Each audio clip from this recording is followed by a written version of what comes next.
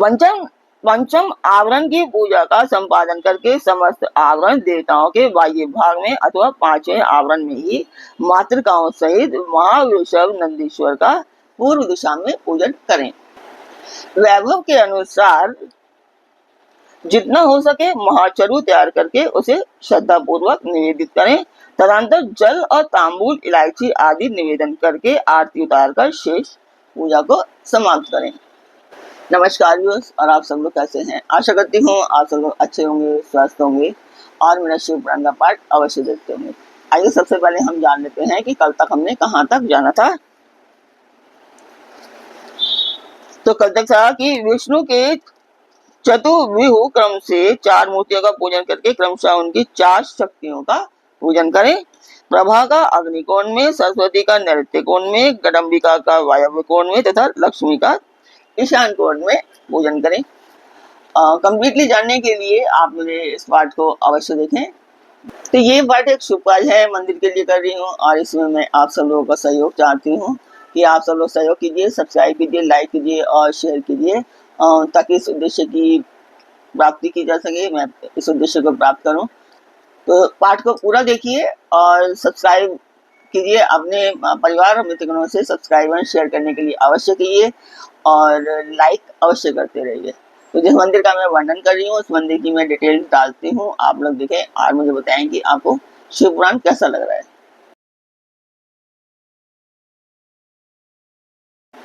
तो मंदिर के बारे में जाना आपने, आपको शिव पुराण कैसा लग रहा है, आपको पाठ कैसा लग रहा है, कमेंट बॉक्स में मुझे अवश्य बताया कीजिए। तो अब हम चलते हैं आज के पाठ पर। स्वागत करती हूँ मैं आप सभी का अपने इस कार्यक्रम शिव पुराण में। शिव पुराण की वायव्य संहिता का ये उत्तराखंड पाठ है और इसमें आज आप सुनेंगे आवरण पूजा की विस्तृत विधि तथा उक्त विधि से पूजा की महिमा का वर्णन। तो ये पिछले 2 पार्टों में भी आपने सुना, ये थर्ड पार्ट है इसका, ये लास्ट है। अभी इसके आगे फिर दूसरा आएगा।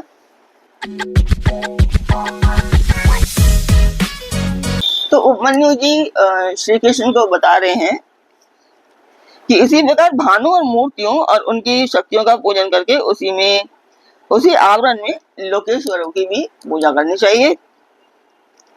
उनके नाम इस प्रकार हैं: इंद्र, अग्नि, यम, निऋति, वरुण, वायु, सोम, कुबेर तथा ईशान। चौथे आवरण की विधिपूर्वक पूजा संपन्न करके बाह्य भाग में महेश्वर के आयुधों की अर्चना करें। ईशान कोण में तेजस्वी त्रिशूल की, पूर्व दिशा में वज्र की, अग्निकोण में परशु की, दक्षिण में बाण की, नैऋत्य कोण में खड्ग की, पश्चिम में पाश की, वायव्य कोण में अंकुश की और उत्तर दिशा में पिनाक की पूजा करें।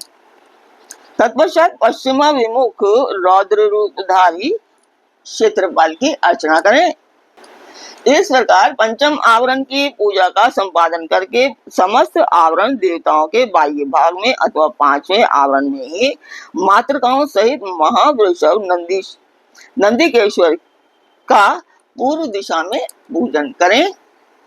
तदनंतर समस्त देव योनियों की चारों ओर अर्चना करें। इसके सिवा जो आकाश में विचरने वाले ऋषि, सिद्ध, दैत्य, यक्ष, राक्षस, अनंत आदि नागराज, उन नागेश्वरों के कुल में उत्पन्न हुए अन्य नाग, डाकिनी, भूत, बेताल, प्रेत और भैरवों के नायक, नाना योनियों में उत्पन्न हुए अन्य पातालवासी जीव, नदी, समुद्र, पर्वत, वन, सरोवर, पशु, पक्षी, वृक्ष, कीट आदि क्षुद्र योनि के जीव, मनुष्य, नाना प्रकार के आकार वाले मृग, क्षुद्र जंतु, ब्रह्मांड के भीतर के लोक, कोटि कोटि के ब्रह्मांड के बाहर के असंख्य भुवन और उनके अधीश्वर तथा 10 दिशाओं में स्थित ब्रह्मांड के आधारभूत रुद्र हैं और गुण जनित, माया जनित, शक्ति जनित तथा उससे भी परे जो कुछ भी शब्द वाच्य जड़ चेतनात्मक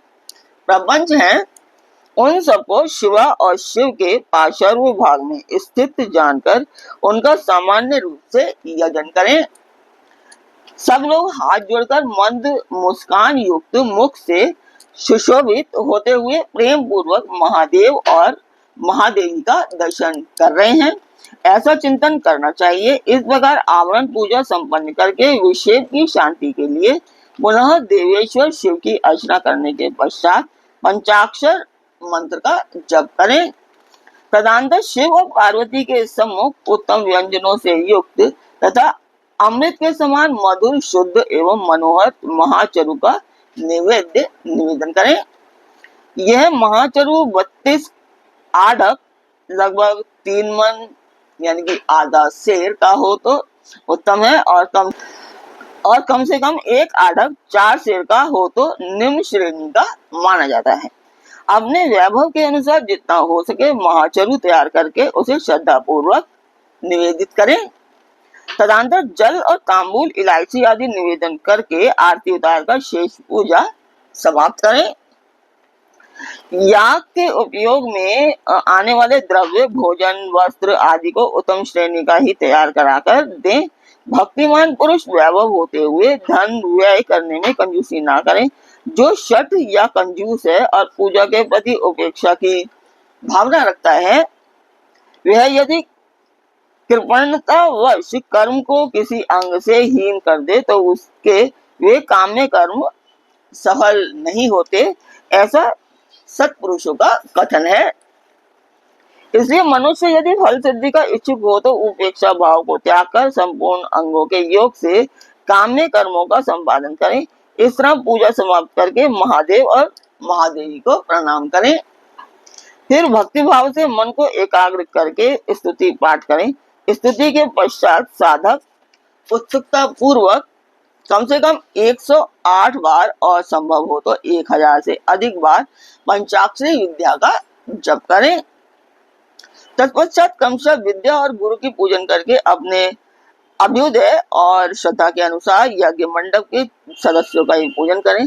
फिर आवरणों सहित देवेश्वर शिव का विसर्जन करके यज्ञ के उपकरणों सहित वह सारा मंडल गुरु को अथवा शिव चरणाश्रित भक्तों को दे दें, अथवा उसे शिव के ही उद्देश्य से शिव के क्षेत्र में समर्पित कर दें, अथवा समस्त आवरण देवताओं का यथोचित रीति से पूजन करके 7 प्रकार के होम द्रव्यों द्वारा शिवाग्नि में इष्ट देवता का यजन करें। यह तीनों लोकों में विख्यात योगेश्वर नामक योग है। इससे बढ़कर कोई योग त्रिभुवन में कहीं नहीं है। संसार में कोई ऐसी वस्तु नहीं जो इससे साध्य ना हो। इस लोक में मिलने वाला कोई फल हो या परलोक में, इसके द्वारा सब सुलभ है। यह इसका फल नहीं है, ऐसा कोई नियंत्रण नहीं किया जा सकता, क्योंकि संपूर्ण श्रेय रूप साध्य का यह श्रेष्ठ साधन है। यह निश्चित रूप से कहा जा सकता है कि पुरुष जो कुछ फल चाहता है वह सब चिंतामणि के समान इससे प्राप्त हो सकता है। तथापि किसी शूद्र फल के उद्देश्य से इसका प्रयोग नहीं करना चाहिए, क्योंकि किसी महान से लघु फल की इच्छा रखने वाला पुरुष स्वयं लघुतर हो जाता है। महादेव जी के उद्देश्य से महान या अल्प जो भी कर्म किया जाए वह सब सिद्ध होता है, अतः उन्हीं के उद्देश्य से कर्म का प्रयोग करना चाहिए। शत्रु तथा मृत्यु पर विजय पाना आदि जो फल दूसरों से सिद्ध होने वाले नहीं हैं, उन्हीं लौकिक या पारलौकिक फलों के लिए विद्वान पुरुष इसका उपयोग करें। महापातकों में, महान रोग से भय आदि में तथा दुर्भिक्ष आदि में यदि शांति करने की आवश्यकता हो तो इसी से शांति करें। अधिक बढ़ बढ़कर बातें बनाने से क्या लाभ। इस योग को महेश्वर शिव ने शैवों के लिए बड़ी भारी आपत्ति का निवारण करने वाला अपना निधि अस्त्र बताया है, अतः इससे बढ़कर यहाँ अपना कोई रक्षक नहीं है, ऐसा समझकर इस कर्म का प्रयोग करने वाला पुरुष शुभ फल का भागी होता है। जो प्रतिदिन पवित्र एवं एकाग्रचित होकर स्तोत्र मात्र का पाठ करता है वह भी अभीष्ट प्रयोजन का अष्टमांश फल पा लेता है। जो अर्थ का अनुसंधान करते हुए पूर्णिमा, अष्टमी तथा चतुर्दशी को उपवास पूर्वक स्रोत का पाठ करता है उसे आधा अभीष्ट फल प्राप्त हो जाता है। जो अर्थ का अनुसंधान करते हुए लगातार 1 मास तक स्रोत का पाठ करता है और पूर्णिमा, अष्टमी एवं चतुर्दशी को व्रत रखता है, वह संपूर्ण अभीष्ट फल का भागी होता है। तो यह था आज का पाठ। आज ये तीनों पाठ संपूर्ण होते हैं, संपन्न होते हैं। तो कल फिर मिलेंगे एक नए पाठ में, एक नए मन, एक नई तरंग के साथ। तब तक के लिए आज्ञा दीजिए। ओम नमः शिवाय। जय माता दी।